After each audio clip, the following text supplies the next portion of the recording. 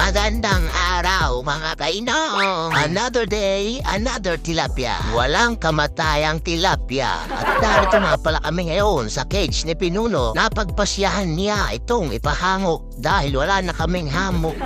Okay, let's go!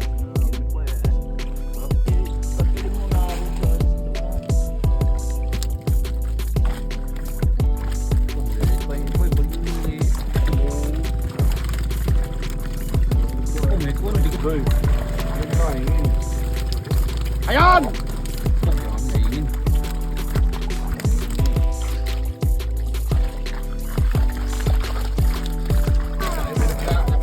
Oo.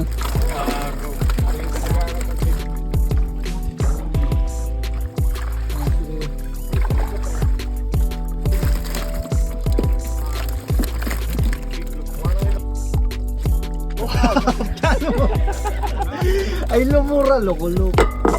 Tara!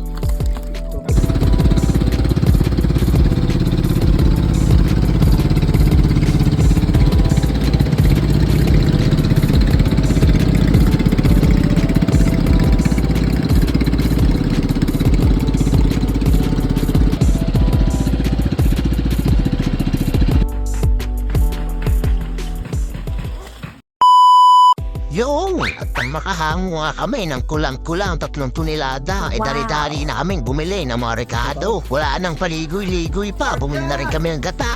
Long, for sure! Mabiling gata! Rito nga pala kayo makakabili ng walang katulad na gata. Wow! Purong-puro ba? Puro tubig. Joke lang, kaya kami nagpunta na sa aming tambayan at naratnan niya namin si Pinuno na naghihinain na. Di na lang namin alam kung ba't nakasimangot. At ano ba? Tapos ay nagsisibak-sibak na rin pala ng pangaoy si Master. Nang matapos ay nagsimula na rin magpaliyab at magpapoy si Idolo. Wow! Yun! At nang lumakas nga ay nailagay na namin ng kawali. Tapos ay nilagyan na rin namin ng asin pala ang mga tilapyang nahuli. Ating ipipiritos pala yan ng bahagya. Kaya sinimulan na namin magpainit ng mantika sa talyase. Noong 200 degrees Celsius na ay sinimulan na namin magsalang ng mga tilapya.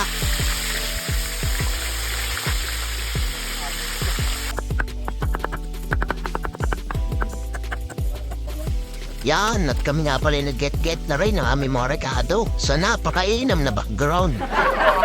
Yun na, at naluto-luto na nga ang mga tilapia. Habang kami naghihintay ay iniisip na naman namin ng kinabukasan.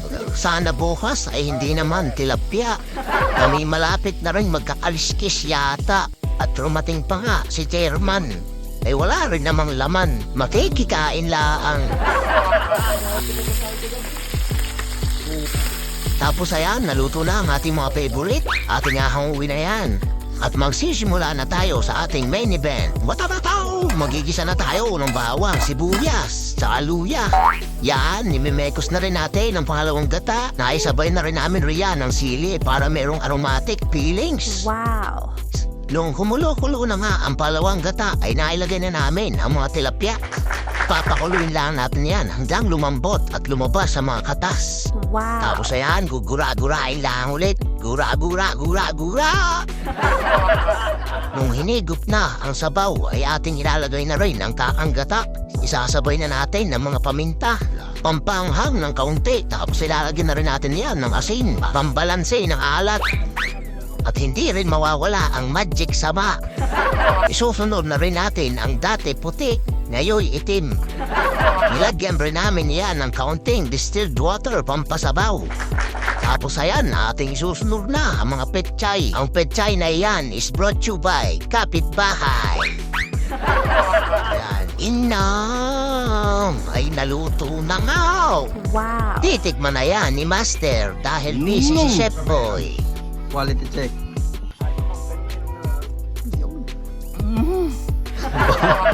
No ba yun? Tapos ayan, nating sisimulan na ang paghahain. Mga kanin, tapos sasabay na natin ang mga tilapia.